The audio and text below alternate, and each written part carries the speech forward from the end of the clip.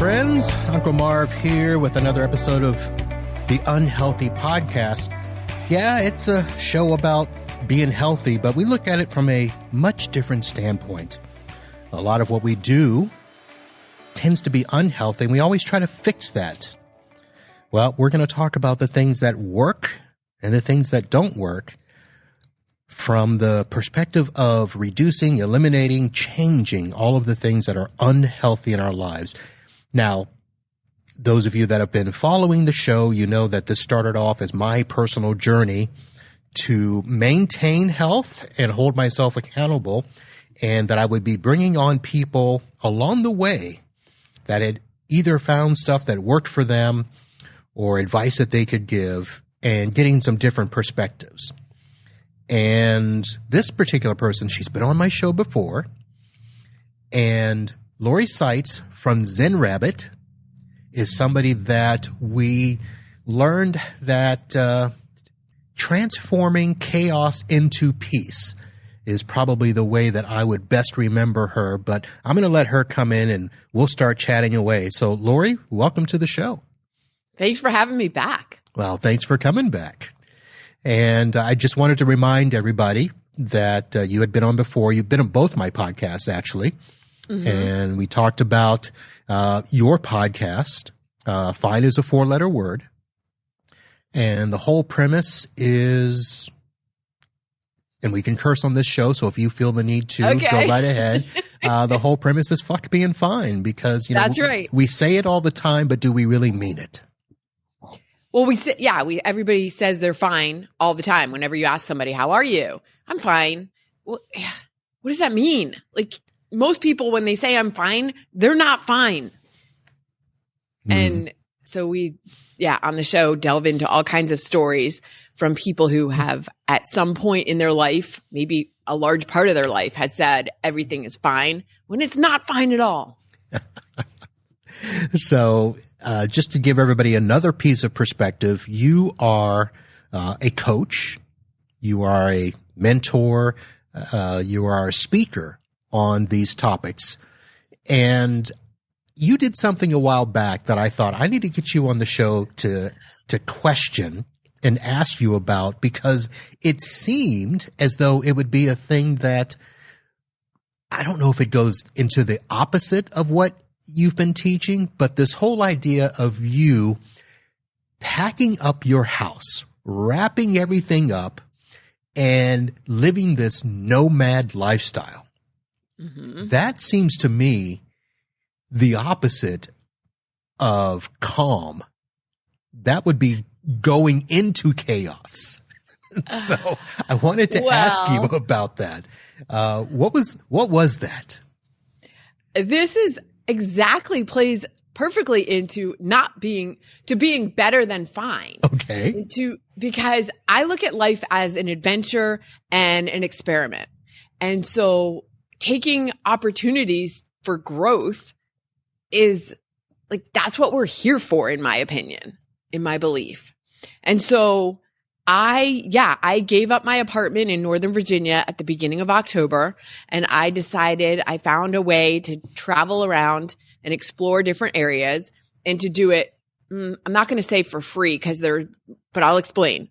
So I am mostly house sitting, primarily cats, although some dogs, but I've really discovered I'm much more of a cat person. So cat sitting in other people's houses and traveling around mostly the southeast part of the United States and exploring different cities. Okay, so I'm going to keep trying to frame this, because from my perspective, you know, simplifying life and adventure. So for the last, 5 to 8 years, maybe 10 years, this tiny house phenomenon came across the country, where, you know, people with big houses wanted to simplify life. You know, the things that are really important are not the things on the inside of our house. They're on the outside. Mm-hmm. So some people would do a tiny house that stayed in one place. Others would do the mobile tiny house so they could go do those adventures. Yeah. This is even a step beyond that, because you aren't you don't have a house with you. I do not have a home. I sold most of my stuff. I put what I had, if it didn't fit in my car, which, by the way, I don't even have an SUV. You saw, as part of my nomad adventures, I was in South Florida, and you and I got to meet up a couple months ago. So you saw I'm driving a Genesis Coupe. So it's not even an SUV. That's the kind of car that you ride up and down the coastal highway overlooking the beach. Well, I am doing a lot of driving, and it's fun. So it's fun to do it in this car. So that's part of it. But I mean, this is the car that I've had. So I wasn't going to get a special vehicle for this because that would have added extra expense. Okay. So yeah. So if it didn't fit in my car, it is in a 5x10 storage unit in Northern Virginia. That's it. That is a small, and then that space is not even packed. Like you could fit more stuff in that space. So it's not about the stuff. It's about finding the adventure. So what kind of inspired this? Two things. One, they were raising the rent on my apartment again, and I didn't feel like paying the astronomical amount that apartments are in Northern Virginia. Okay. So I said, hey, all right, but if I'm going to move somewhere else, I don't have any idea where I'd want to go, because Northern Virginia to me has always felt like home. I've lived other places, but that's always been home to me. So where else would I go? And that's what prompted this whole adventure. Like, well, let me go out and see where else. Let me go explore other places and see where I might want to live. And so those two factors combined are what inspired me. Oh, and then also backtracking a little bit, in 2022, both of my cats passed away within 5 months of each other. So now I don't have cats for the first time in 30 years. I don't have any, I'm not living with a feline. And so that's why I love being able to do house sitting for cats, because I get to play with and snuggle cats, but I don't have the responsibility of having one of my own. Okay. All right. So that sort of explains the why.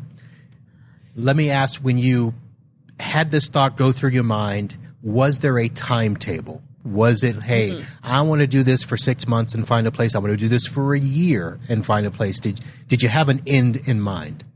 No, that's part of the thing that unnerves other people.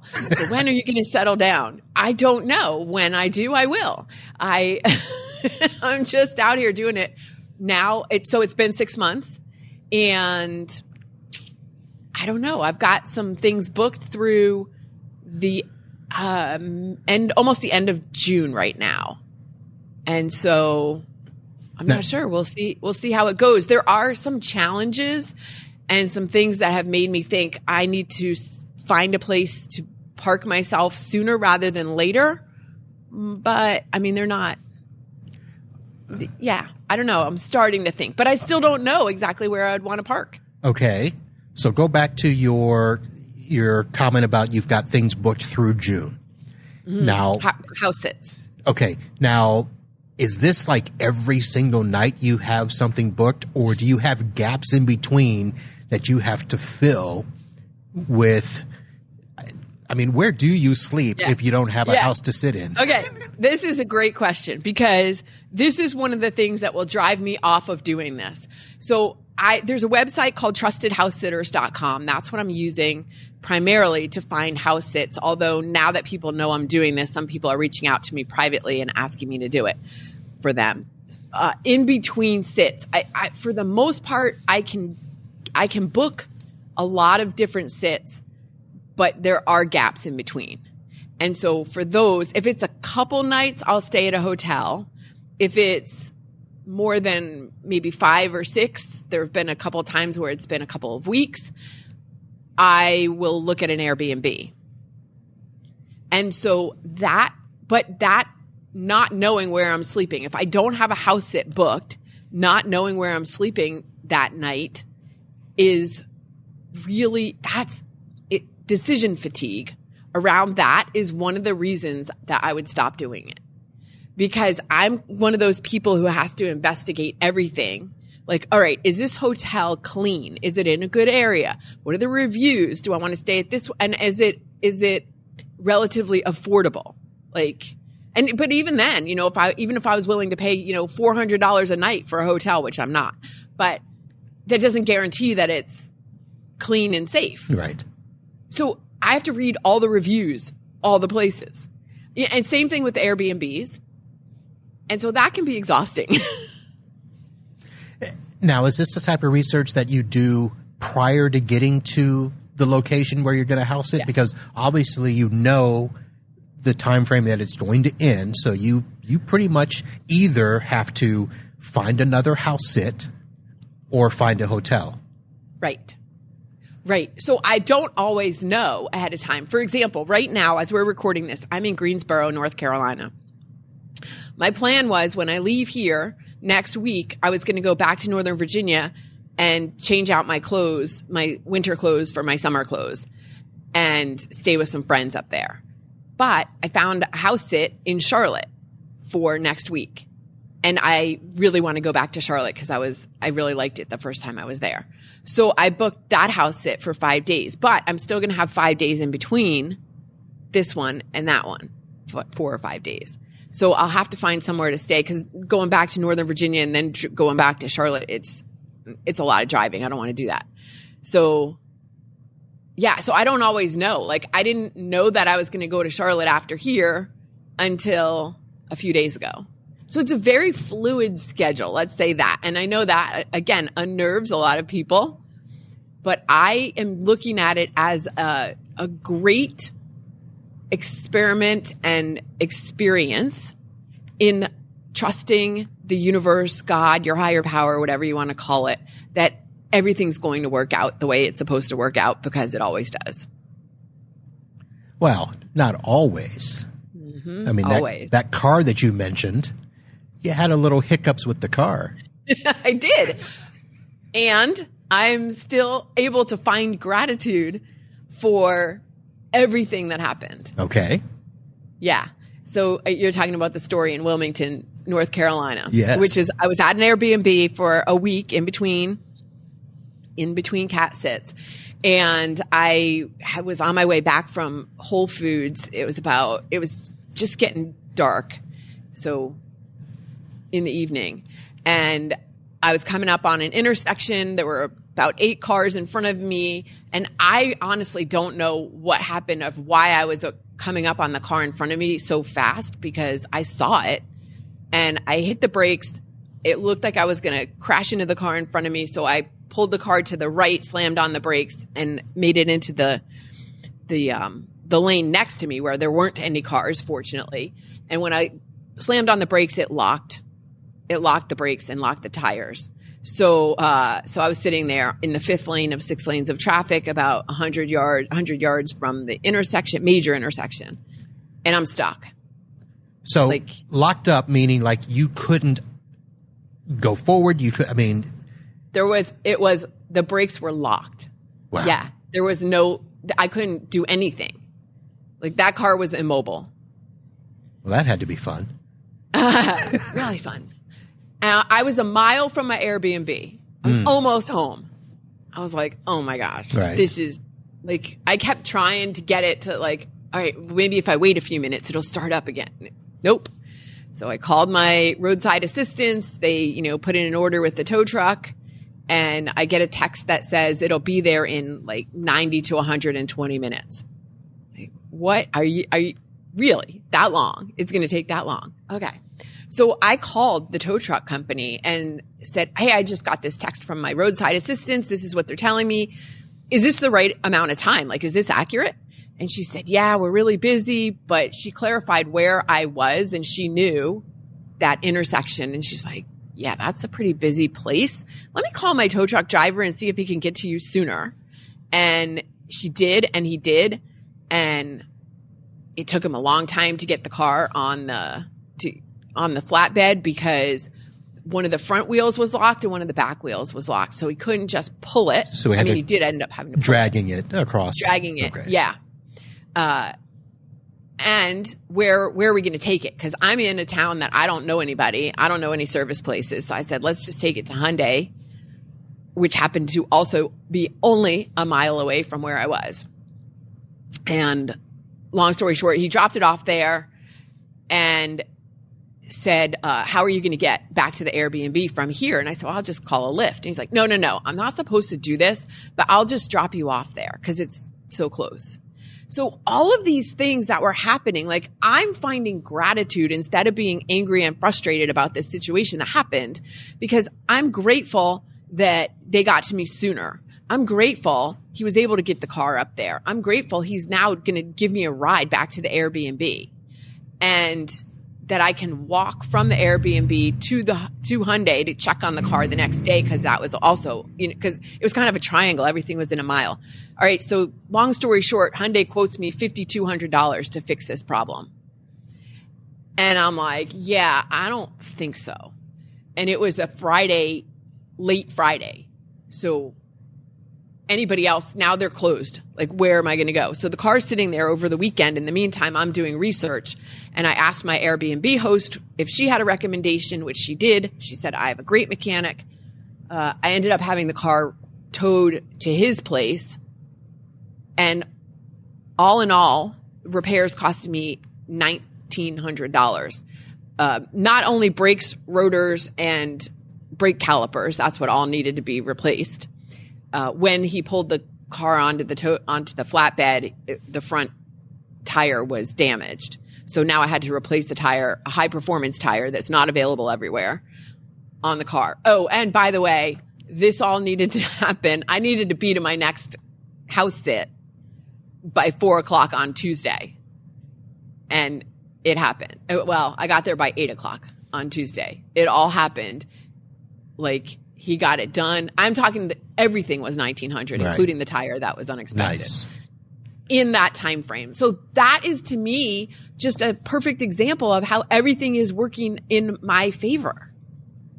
Like, yes, I'm not happy that I had to replace all that stuff and pay even $1,900, but versus $5,200, the fact that I was only a mile from the Airbnb, that I was in a place not on I-95, not on a major place where this happened, because it was the brake calipers were bad is what happened, what kind of triggered this whole set of events. I mean, it could have been so much worse. Could have been. Yep. You could have hit that car in front of you. Right. And yes, I'm so grateful that I didn't, that everything worked out the way it worked out, which is why I say exactly as it was supposed to. All right. So that leads me, I mean, by the way, glad everything worked out. I followed the the updates on Facebook. But being in that state of mind is something that you have to, you can't really prepare for it, but you have to be in a place where, like you said, you can understand and accept the gratitude and all of that. So I'm saying this to say, how did you prepare for this nomad lifestyle, knowing that some things are not always going to work out the way that you want, whether it's planning a trip, having gaps in between, this accident? I mean, you can't foresee everything that's coming, but how is your mind prepared to deal with this? Yeah, you can't foresee anything in life, really. That's part of life. It's all unpredictable. And so the preparation part, you actually can prepare. You can prepare for anything. You just don't know what you're preparing for exactly, but you are preparing. So one of the things for preparing is I teach and talk about and practice meditation, getting yourself into a place where you just feel calm and grounded no matter what's going on around you. And I think meditation is one of the best ways to do that, because you're preparing your mind to be connected. Again, connected. How can I stay calm and grounded no matter what's going on? Preparing to be grateful no matter what. I teach tools and techniques for that too, about how can you find gratitude no matter what's going on around you, like that, which was kind of a bigger thing, but even for smaller things. So for example, if something that you would say is a negative happened, something that you would complain about. And I don't remember if I shared this last time, the "but I'm grateful for" exercise. No, I don't think we did that. Okay. So let's say something is annoying you. Something happened, traffic on the way to an appointment and it made you late. So you could be fuming that traffic was terrible, and then you could add on to it. But I'm grateful that I made it there at all, that I wasn't in an accident, that I have, a client that I'm going on my way to go see. I'm grateful, whatever it is. I'm grateful that I have this awesome car. I'm grateful I had a cool podcast to listen to while I was sitting in traffic.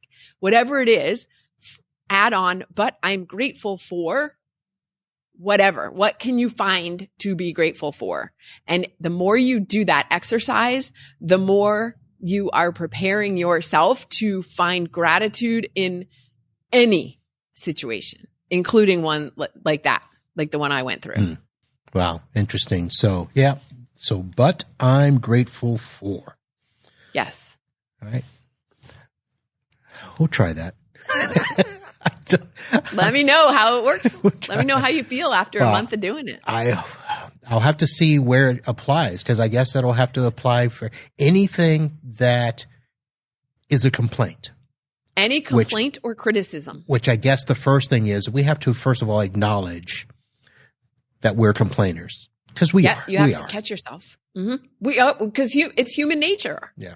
And so don't beat yourself up for it. This is just a way to help you become a better human. Yeah.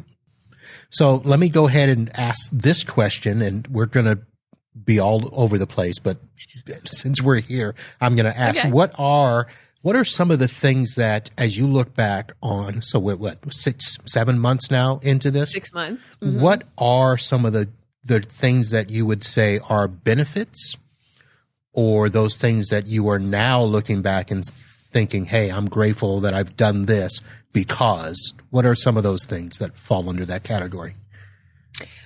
I actually just published my own podcast episode today on some updates on my journeys, and I talked about that. Some of the observations about people have a lot of stuff. Like, I know I gave up all of my stuff and I put it in a 5x10 storage unit, but as I'm staying in other people's houses, and I'm not saying hoarding situations, I haven't had any of those, thankfully. Just a lot. People are collectors. They like to hold on to their stuff. Yeah. And so that's been interesting. It's been really fun to play in other people's kitchens. I am somebody who loves to create in the kitchen. And so getting to use different tools and equipment and stuff. One of the people I cat sat for is a professional chef. So that was super fun to be in her kitchen. I'm learning stuff about, again, cats. Like, I had no idea there was a cat feeder that's attached to the cat's microchip, and it could work for dogs as well, that the food dish doesn't open unless the particular cat whose microchip is attached to that feeder sticks its head in the thing. So if you had 2 cats that needed to eat different diets, you could keep them from eating each other's food. You got some rich friends. I'm just fascinated by this. You got some rich friends. I've heard about that. I've never seen that. And I went and investigated the company, and I have no association with them, but they also do pet doors that have the same kind of thing. Right. So that's where I heard it first. So like raccoons and stuff couldn't get in. Yeah, that makes perfect sense to me. Yep. That's why I heard it first. And then of course they've kind of expanded it to do other things like, boundaries around the house, so that if you have, pets that go outside, the food dish is a new one. Never heard that. Yeah. Interesting. It's pretty wild. What else have I learned? Here's something that's interesting maybe. And I actually forgot to put this in my own podcast. Food costs more in Florida and South Carolina than it does in Virginia and North Carolina. Cause I buy the same stuff all the time, cause I make my protein smoothies. So I'm looking for organic spinach and frozen strawberries and that kind of stuff. And it is noticeably more expensive in Florida and South Carolina than North Carolina and Virginia. I don't know why. So our local radio show was talking about that, where, people from outside of Florida come here and complain about our grocery prices. So very interesting. It's insane. And it doesn't make sense to me because a lot of the stuff is grown in Florida.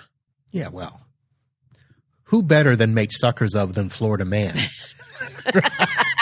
That's right. That is right. Yes. And one of the best places to get gas if you are off the highway is Costco, if you have a Costco membership. Best. And on highways or during travels, some of the best places to stop are like those truck gas stations like Love's and Flying J. Really? Prices tend to be pretty competitive, but also, you're going to get some clean bathrooms and a pretty safe place to stop. And so traveling as a single woman, that's important. I mean, I think that's important to anybody, but they tend to be, and they're always on. You always see the signs for them on the highways. Right. Also, Buc-ee's is overrated. Don't say that. I went one time. I don't need to go back. I went to my first Buc-ee's last year in Oklahoma. Okay. Or Texas. It's one of those. It was a conference in got Dallas. A lot of them there. Yeah, and I had to drive from Dallas to it wasn't Tulsa, but someplace. And the person I was with said, "You gotta go to Buc-ee's." It is an experience, but not one I need to repeat. Yeah, it's just like it's a Walmart gas station is what I think of it. Yeah. Except for the jerky wall. Yeah, and I don't eat that stuff, so. Yeah. All right. Well, before you continue on your list, you prompted a thought in my head where you talked about being able to experience a Ninja air fryer. Yes. So before we get too far into that, I wanted to ask about your health and diet because you talked about doing the organic stuff. You don't just go anywhere to eat. So it's not like you're stopping off at McDonald's and Wendy's along the way and stuff. How are you maintaining the practice of your eating habits being all over the place? I'm really proud of myself for this because I am not getting consistent gym workouts, which is one of the other things that will drive me off of doing this and make me find a place to stay. But I mostly make my meals at home in the houses. So that's one way because then I can control what I'm eating. I can control I know what the ingredients are. So, I just now go to grocery stores and get my stuff. But in terms of, so do you eat totally organic? And do you also have like a gluten-free aspect to it or no? No, Okay. I'm a pescatarian. So I eat fish, canned tuna, canned salmon is great for traveling. I can pick up frozen shrimp. I can get some frozen fish anywhere and make that at home. I don't eat all organic. It's kind of that, what is that? The Dirty Dozen, that list of the Dirty Dozen of which of the 12, there's a Dirty Dozen, which is the fruits and vegetables that are most laden with pesticides that would be wise to go organic. And spinach is one of them. That's why I said organic spinach. Spinach, blueberries, peaches. There's a whole list. You can find it online, but so I don't eat organic everything. Okay, I'm sorry. I'm writing down notes and I've never heard of the Dirty Dozen. Yeah, the Dirty Dozen. The fruits and vegetables that are most laden with pesticides that you would be wise to choose organic for. Okay. And so I do travel with some, and I, as I mentioned, I love creating in the kitchen. So I carry some like weird things like maple syrup, and I always have my protein powder. And so it's, if I'm ordering from online, because there's one protein powder company I like that is not available, mostly not available in stores. So you have to order it. So I'll get to somewhere and I'll order it because I'm there for a week. So I know I'll get it. And then I'll have a different mailing address for them next time. Okay. So that was part of my question is, not always knowing where you are, not always knowing what grocery stores are around. Yeah. My assumption was that you don't always shop at the national chains and that you had to get, special kale and all that stuff. No. I mean, grocery stores are everywhere. Trader Joe's is one of my favorites. I mean, I'll go wherever, Publix, Kroger. Okay. Whatever, and Google is great for that. Where are the closest grocery stores? Costco, again, there's some stuff there I can get. That part's really easy. Okay.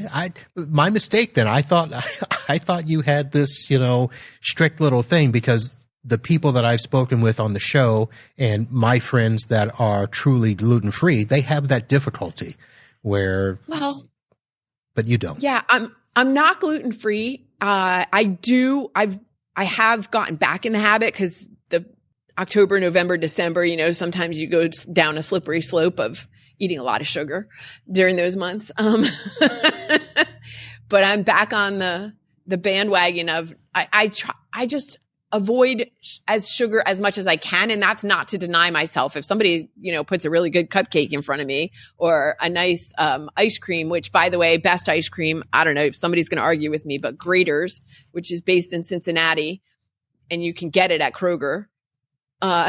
Best ice cream. I keep trying different ones, but so far nobody has surpassed Grater's.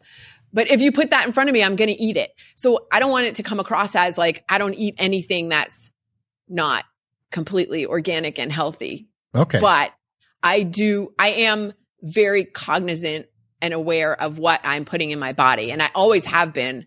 And it's not really much harder to do it when I'm traveling versus living in my own place. Okay. All right. It would be if I was just living in hotels the whole time. But because I have access to a kitchen and can cook my own food, it's easier. All right. So, did you want to talk about the air fryer? Yes, the Ninja air fryer. I didn't know you want to come back to that. Well, the air fryer. Yeah. We've got on the air fryer life to a degree. We've got two. We've got a 3-quart and a 5-quart.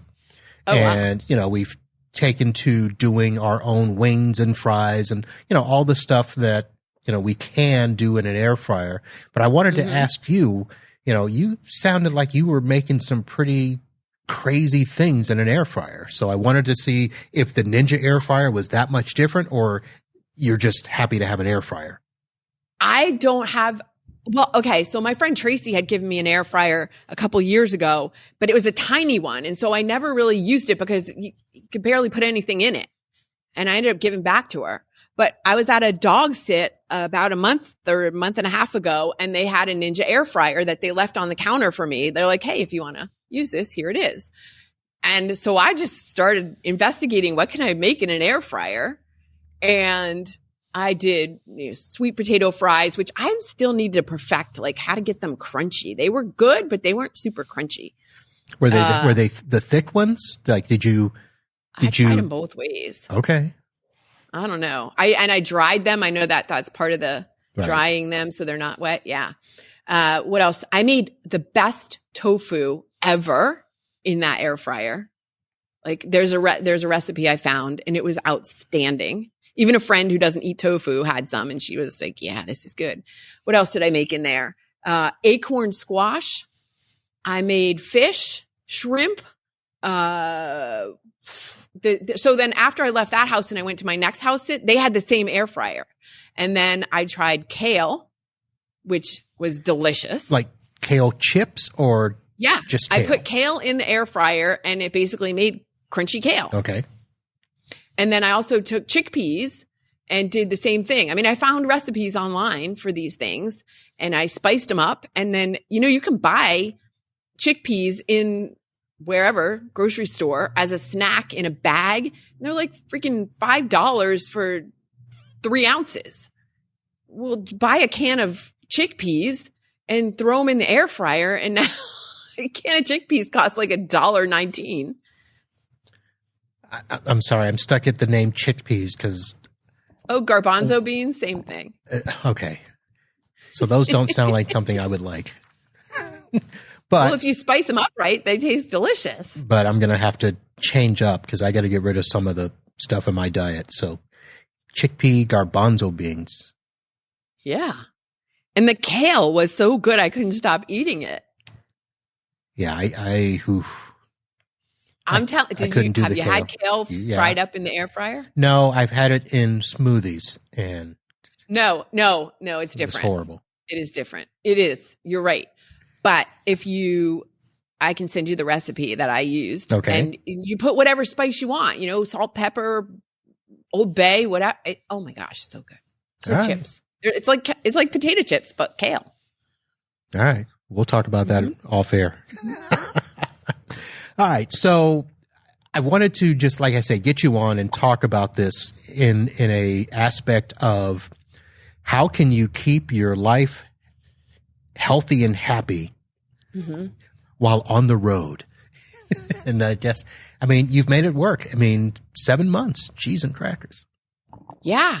Yeah. It is. I mean, it's a conscious decision. Am I going to eat this or am I going to eat that? And like I said, when you have access to some things, the other thing is I'm traveling with a mini, it's not a food processor, but it's like a little blender for smoothie drinks. Like not a magic bullet. Well, it's like that. Okay. Yeah. It's actually an off-name brand, but like that. So I can make my protein drink. So I can, put some frozen fruit and some spinach and some protein drink and I was going to say pita chips. That's not what I meant. Chia seeds. Okay. Whatever you want to put in there. And even in a hotel, I can use that and get some extra protein. Nice. Okay. Yeah. So it's a matter of planning a little bit and just making the decision of I'm going to make healthier choices than, not stopping at a Burger King, maybe stopping at a Jersey Mike's or, somewhere that has a salad bar or something like that. Right. All right. So if you were to look back so far, and I know that the end is still not yet in sight for you, but if you had to look back now, do you see anything that you maybe would have changed in the beginning or maybe would have had a different mindset? No, I don't think so. Okay. I think the one thing that has changed is that in the very beginning, I took some house sits that were like 3 or 4 days. And now I am reluctant to take any that are less than a week. And I would prefer 2 weeks because it's hard when you're like just moving in and then all of a sudden you're moving out. Like I would like to be stable for a couple weeks. So I prefer the longer house sits. Okay. So I wasn't going to ask this, but now I got to, because this is something where you're going into somebody's house, somebody that you don't know. Right. And staying there. Yep. They're, in a sense, giving you the run of the house. Yep. So how does that work? I mean, let me first ask, do you even meet the people before they leave? Sometimes I do, and sometimes I don't. All right. So Trusted House Sitters is a membership site. So both sides are paying a membership fee and they do a background check. And then I apply for whatever, the house sit in Charlotte, for example. And then we do a phone call or a Zoom call, kind of get a check of each other's energy and decide, do they like me? Do I like them? And okay. So it's not all online. I mean, there's a whole process of vetting for both sides. Okay. Yeah. And for the most, and then we write reviews for each other. So, and if they have been on it more than once, they have reviews. So other people have been there before. So you can see past reviews.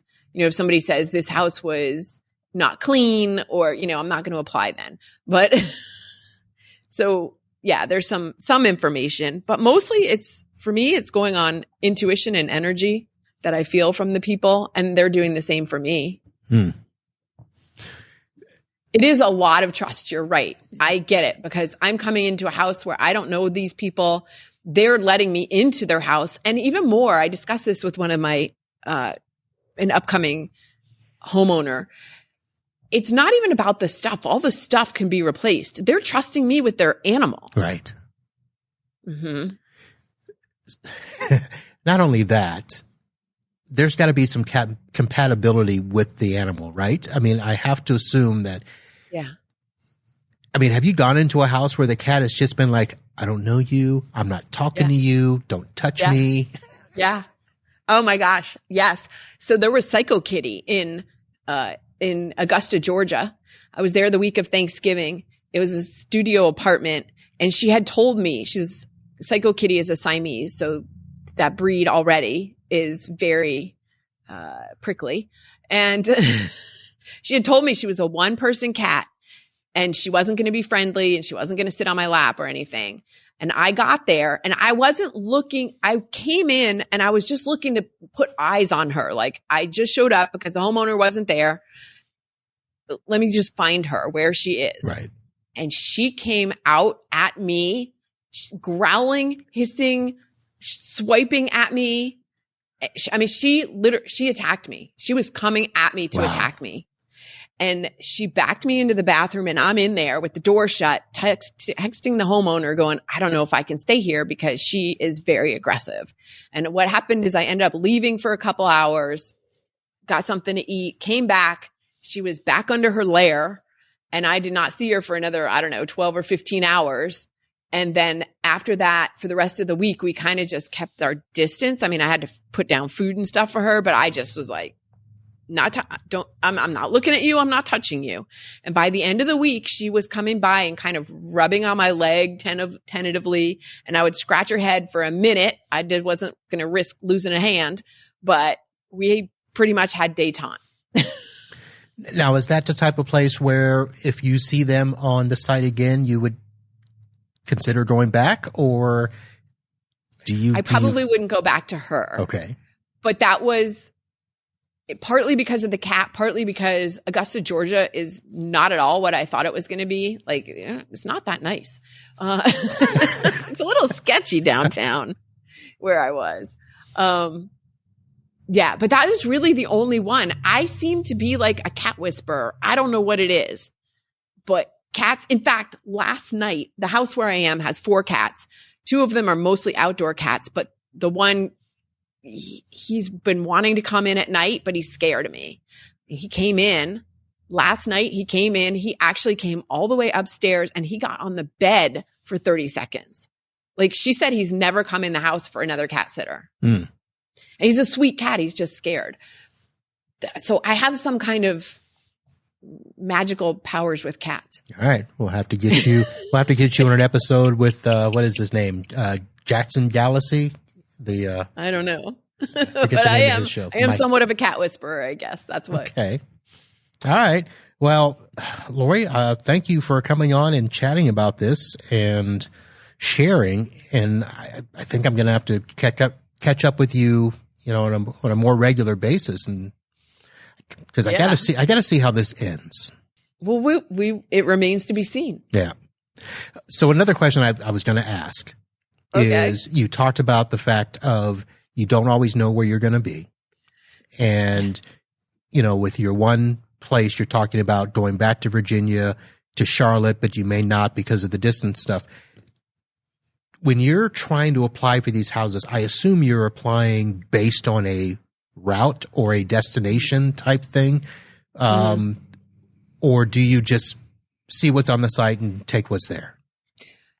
I see what's on the site, but I am mostly trying to keep it to Southeast United States. So Virginia, North Carolina, South Carolina, Georgia, maybe Tennessee, because I'm driving everywhere. So I don't want to have to if I have to drive more than 5 hours, I will stay over. So that's going to require a hotel.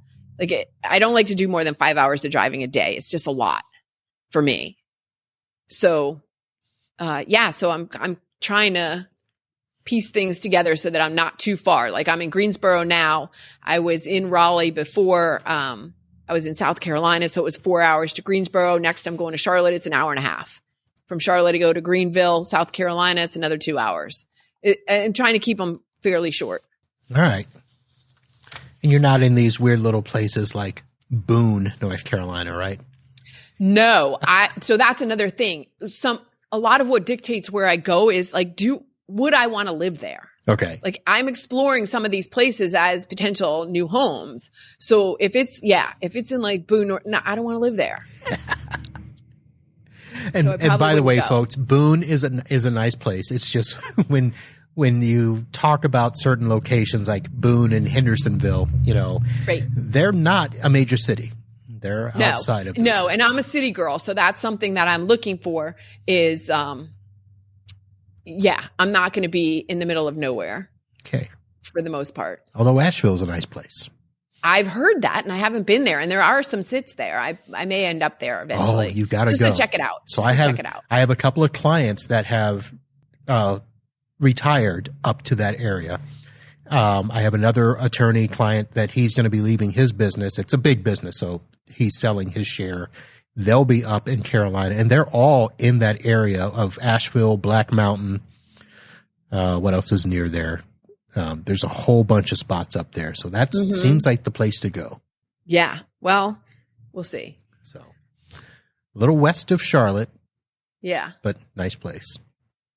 All right. So I'm going to have, of course, in the show notes, the link to your zenrabbit.com website and also to your podcast, because I think listeners will love to hear not just your stories, but you talk to a bunch of other people and share inspiration and insights and gratitude and stuff like that. So fine is a 4-letter word.